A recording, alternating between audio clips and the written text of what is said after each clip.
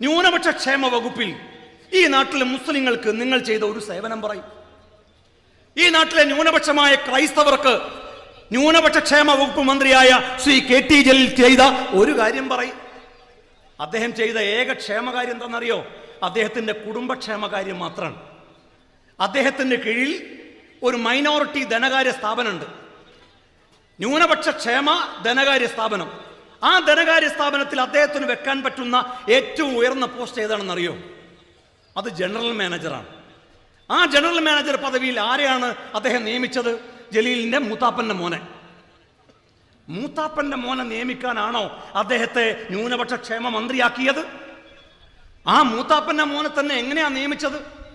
ആ പദവിയിൽ ഒരാളെ നിയമിക്കണമെങ്കിൽ അന്ന് വരെ ഉണ്ടായിരുന്ന നിയമം, ഒരാൾക്ക് MBA വേണം. മൂത്താപ്പന്റെ മോൻ MBA ഉണ്ടോ? മൂത്താപ്പന്റെ മോൻ MBA ഇല്ല. പിന്നെ എന്താ ഉള്ളത്? മൂത്താപ്പന്റെ മോന് B.Tech ഉള്ളത്. അപ്പൊ എന്ത് ചെയ്തു? MBA എന്നുള്ളത് മാറ്റി B.Tech ആക്കി. മൂത്താപ്പയുടെ മകനെ നിയമിക്കാൻ വേണ്ടി നിയമത്തിലുള്ള യോഗ്യതയിൽ പോലും മാറ്റം വരുത്തിയിട്ടാണ് മൂത്താപ്പയുടെ മകനായ KT അദീബിനെ KT ജലീൽ ന്യൂനപക്ഷ ധനകാര്യ മാനേജ്മെന്റിന്റെ കോർപ്പറേഷന്റെ ജനറൽ മാനേജറാക്കി നിയമിച്ചത്. ഇത് യൂത്ത് ലീഗ് കയ്യോടെ കണ്ടുപിടിച്ചു.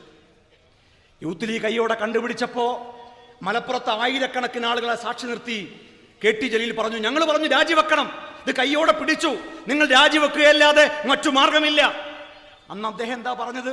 എന്നെ മന്ത്രിയാക്കിയത് പാണക്കാട് നിന്നല്ലടോ, എന്നെ മന്ത്രിയാക്കിയത് AKG സെന്ററിൽ നിന്നാണോ എന്ന് വീമ്പ് പറഞ്ഞാൽ നാവ് വായിലെടുക്കിടുന്നതിന് മുമ്പായി ആ മന്ത്രിസ്ഥാനത്ത് നിന്ന് പിടിച്ച് താഴെയിറക്കാൻ കഴിഞ്ഞ രാഷ്ട്രീയ യുവജന സംഘടനയുടെ പേരാണ് മുസ്ലിം യൂത്ത് ലീഗ്. നാണം കെട്ട് രാജിവെച്ചു പോയി. ആരാ രാജിവെപ്പിച്ചത്? അതിന് ഉത്തരവിട്ടത് ലോകായുക്ത. എത്ര ലോകായുക്ത? 2 ലോകായുക്ത. ലോകായുക്തകൾ മാത്രാണോ? അതും ഒരു ലോകായുക്ത. അവസാനത്തെ ഉത്തരവ് പുറപ്പെടുവിച്ച ലോകായുക്ത ആരാണ്? കേരളത്തിലെ മുഖ്യമന്ത്രിയായ ശ്രീ പിണറായി വിജയൻ നിയമിച്ച ലോകായുക്ത. 2 ലോകായുക്തകൾ അദ്ദേഹത്തിനെതിരായി. അത് കഴിഞ്ഞ് കേരള ഹൈക്കോടതിയിൽ അദ്ദേഹം പോയി, രക്ഷയില്ല. രാജ്യത്തിന്റെ പരമോന്നത നീതിപീഠമായ സുപ്രീം കോടതിയിൽ അദ്ദേഹം പോയി, രക്ഷയില്ല. അദ്ദേഹം നാണം കെട്ട് രാജിവെച്ച് പോയി. ഞാൻ ചോദിക്കട്ടെ, ഇന്ത്യയുടെ ചരിത്രത്തിൽ ഇന്ന് വരെ 2 ലോകായുക്തയും ഒരു ഹൈക്കോടതിയും ഒരു സുപ്രീം കോടതിയും ഏതെങ്കിലും ഒരു മന്ത്രിയോട് രാജിവെച്ച് പുറത്തു പോകണം എന്ന് ആവശ്യപ്പെട്ടിട്ടുണ്ടെങ്കിൽ ആ മന്ത്രിയുടെ പേരാണ് ശ്രീ KT ജലീൽ എന്ന് ചരിത്രം രേഖപ്പെടുത്തി.